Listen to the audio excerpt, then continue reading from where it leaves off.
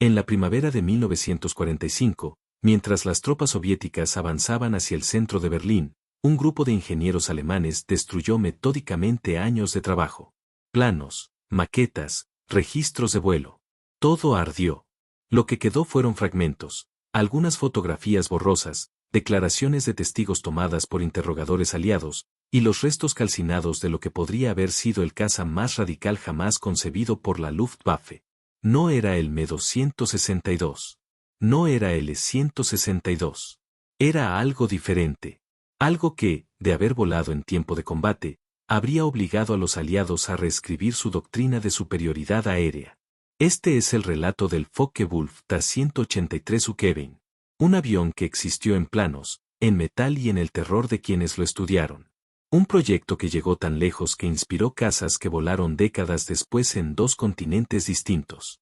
Y sin embargo, nunca despegó bajo bandera alemana. Para entender por qué el Ta-183 existió, hay que entender el estado mental de la Luftwaffe en 1944. Alemania había perdido la iniciativa aérea sobre Europa Occidental. Los cazas de escolta americanos, especialmente el P-51 Mustang con tanques de combustible externos, ahora podían acompañar a los bombarderos hasta el corazón del Reich. La Luftwaffe, que había sido diseñada para operaciones tácticas ofensivas, no estaba preparada para sostener una guerra de desgaste sobre su propio territorio. Los Me-109 y FW-190, que habían dominado los cielos entre 1940 y 1942, mostraban sus límites. Eran aviones de una generación anterior enfrentando adversarios que mejoraban constantemente. El Me-262, aunque revolucionario, tenía problemas insuperables. Sus motores Yankees Jumo 004 eran frágiles, devoraban horas de mantenimiento, y la transición de pilotos entrenados en hélices a reacción pura presentaba una curva de aprendizaje que costó vidas. Además, la interferencia de Hitler exigiendo que se usara como bombardero retrasó su despliegue como caza en meses críticos. En este contexto, el Reichsluftfahrtministerium, el Ministerio de Aviación del Reich, lanzó en enero de 1945 la que sería probablemente la última convocatoria de diseño competitivo de la historia de la Luftwaffe. Se llamó oficialmente el Programa de Cazas de Emergencia. En alemán, Jäger-No-Programm. El objetivo era brutal en su simplicidad: crear un caza de reacción que pudiera fabricarse con recursos mínimos, volarse con pilotos de entrenamiento reducido, y que superara en rendimiento a cualquier cosa que los aliados tuvieran en el aire. 4 compañías respondieron. Henkel propuso el E-162 Volksjager, que ya estaba en producción. Messerschmitt presentó variantes del P-1101. Yankees ofreció el EF-128. Y Focke-Wulf, bajo la dirección de su ingeniero principal, Hans Multop, presentó el Ta-183. El ministerio tenía que elegir. Y lo que Multop puso sobre la mesa era, desde el punto de vista aerodinámico, algo que nadie había visto antes. Hans Multop no era un hombre que trabajara por intuición. Era un ingeniero de formación matemática rigurosa, un especialista en dinámica de fluidos que había estudiado el comportamiento del aire a velocidades transónicas con una meticulosidad casi obsesiva. Tenía 31 años cuando diseñó el Ta-183. 31. Lo que Multop entendía, con una claridad que pocos de sus contemporáneos compartían, era que el diseño convencional del fuselaje alargado con alas en posición media era fundamentalmente limitado para vuelos a alta velocidad subsónica. A medida que un avión se acercaba a la velocidad del sonido, los efectos de compresibilidad del aire creaban ondas de choque que aumentaban la resistencia de forma dramática. El resultado era inestabilidad, pérdida de control, y en casos extremos, desestructuración del avión. La solución de Multop fue radical. El Ta-183 tendría un fuselaje extremadamente corto y robusto. Las alas estarían barridas hacia atrás en un ángulo de 40 grados, lo que retrasaba la formación de ondas de choque. La cola sería en T, el estabilizador horizontal montado en lo alto de la deriva vertical, completamente separado del flujo de aire turbulento generado por las alas. Y el motor, un único Henkel E-011, estaría montado internamente en el fuselaje, con la toma de aire en la nariz y la tobera de escape bajo la cola. Era, para 1945, una configuración que parecía casi futurista. El Henkel E-011 era la clave de todo. A diferencia del Jumo 004, que producía aproximadamente 900 kilogramos de empuje, el E-011 prometía 1.300 kilogramos. Era un motor de flujo axial con un compresor en cascada que incorporaba investigación aerodinámica de vanguardia. De haber entrado en producción confiable, habría dado al Ta-183 una relación empuje-peso significativamente superior a la del Me-262. Pero el E-011 nunca alcanzó producción en serie. Ese fue el primer talón de Aquiles. Multop completó los cálculos de diseño en un ritmo que asombraba a sus propios colegas. Los registros del proyecto, parcialmente recuperados por equipos aliados después de la guerra y posteriormente estudiados por investigadores como David Mira, indican que el diseño preliminar completo del Ta-183 fue presentado al Ministerio en febrero de 1945. Planos detallados. Cálculos de rendimiento. Especificaciones de materiales. Todo en semanas. Las proyecciones de rendimiento eran sobrias pero impresionantes. Velocidad máxima estimada, aproximadamente 960 km por hora a 9.000 metros de altitud. Techo de servicio, 14.000 metros. Tasa de ascenso, sensiblemente superior al Me-262. Armamento propuesto, 4 cañones MK-108 de 30 milímetros, montados en el morro, la combinación más letal disponible para derribar bombarderos pesados. El ministerio quedó convencido. En febrero de 1945, el Ta-183 fue seleccionado como el caza de siguiente generación de la Luftwaffe. Se ordenó la construcción de prototipos. Aquí comienza la tragedia operativa. Focke-Wulf tenía instalaciones en varios lugares dispersados por Alemania, consecuencia de los bombardeos aliados que habían obligado a descentralizar la producción. El trabajo de detalle del Ta-183 se distribuía entre equipos en Bad Eilsen, en Cottbus, y en instalaciones más pequeñas. La coordinación era difícil. Los materiales escaseaban. Los trabajadores cualificados eran cada vez más escasos porque el frente los absorbía. Los bombarderos aliados interrumpían el suministro cada semana. El primer prototipo, el Ta-183V1, estaba en construcción cuando las circunstancias políticas y militares comenzaron a colapsar de manera irreversible. No era un proceso de fabricación normal. Era una carrera contra la desintegración del Estado que financiaba el proyecto. Mientras los ingenieros de Focke-Wulf soldaban y ajustaban, el frente oriental se acercaba desde el este. Los bombardeos estratégicos aliados, coordinados desde Gran Bretaña bajo el Bomber Command y desde Italia bajo la 15ª Fuerza Aérea, golpeaban infraestructura de transporte, refinerías, y cualquier instalación industrial identificable. Volar un prototipo en estas condiciones era casi una fantasía. El Ta-183V1 nunca completó su construcción antes del fin de la guerra. Las estimaciones históricas más conservadoras sugieren que el avión estaba entre el 40 y el 60% de su completitud cuando los equipos de ingeniería recibieron la orden de destruir o dispersar todo lo posible antes de la llegada de las tropas aliadas.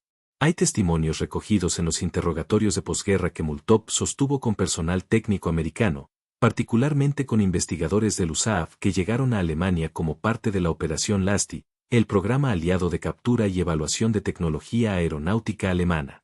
Multop, quien sobreviviría a la guerra y sería eventualmente reubicado en los Estados Unidos dentro del programa de explotación de talento científico alemán, describió el estado del proyecto con una mezcla de frustración profesional y resignación histórica.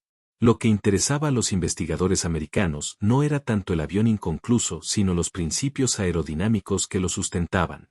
Las alas en flecha pronunciada del Ta-183, el estabilizador en T, el concepto de motor enterrado en fuselaje corto, todo esto era información de valor incalculable para los ingenieros que comenzaban a pensar en la siguiente generación de aviación de reacción.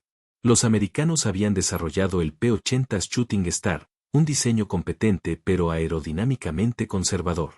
Los británicos tenían el Meteor.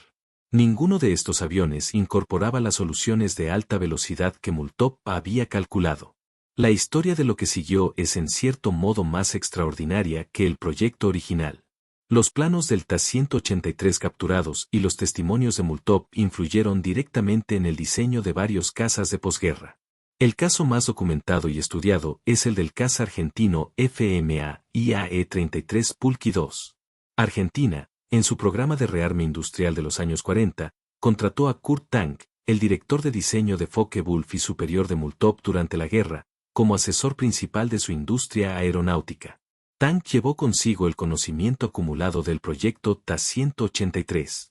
El Pulki 2, que voló por primera vez en 1950 bajo la dirección técnica de Tang, era en muchos aspectos una evolución directa del concepto del Ta-183. Mismo principio de ala en flecha, configuración similar, propulsión de reacción monomotor. Era, con varios años de retraso y bajo bandera sudamericana, lo que el Ta-183 podría haber sido. Pero la ironía más profunda no está en Argentina. Está en la Unión Soviética. Cuando las tropas soviéticas tomaron las instalaciones alemanas en el este de Alemania a principios de 1945, también capturaron fragmentos del proyecto Ta-183, planos parciales, componentes, y lo más valioso de todo, ingenieros alemanes que podían ser interrogados o directamente trasladados a trabajar en programas soviéticos. El MiG-15, que aparecería en el cielo de Corea en 1950 y que tomaría completamente por sorpresa a los pilotos americanos que creían enfrentarse a un adversario técnicamente inferior, presentaba similitudes aerodinámicas fundamentales con el diseño de Multov, las alas en flecha del MiG-15, el estabilizador en T, la configuración general del fuselaje. Los historiadores de aviación debaten todavía el grado exacto de influencia directa del Ta-183 sobre el MiG-15. Hay quienes argumentan influencia directa y quienes señalan que los principios aerodinámicos eran en ese momento un conocimiento en proceso de maduración en múltiples países simultáneamente. Lo que nadie discute es que los datos capturados en Alemania aceleraron el desarrollo soviético de maneras que todavía no han sido completamente desclasificadas. Lo que sí sabemos con certeza es esto: el F-86 Sabre americano, el adversario del MiG-15 en Corea, también incorporó datos aerodinámicos alemanes capturados, específicamente de investigación del Instituto Aeronáutico de Göttingen. La Guerra de Corea fue en parte, técnicamente, una guerra de herencias alemanas enfrentadas entre sí. Regresemos a Berlín. A Multov. A lo que significa para un ingeniero ver su trabajo destruido antes de ser probado.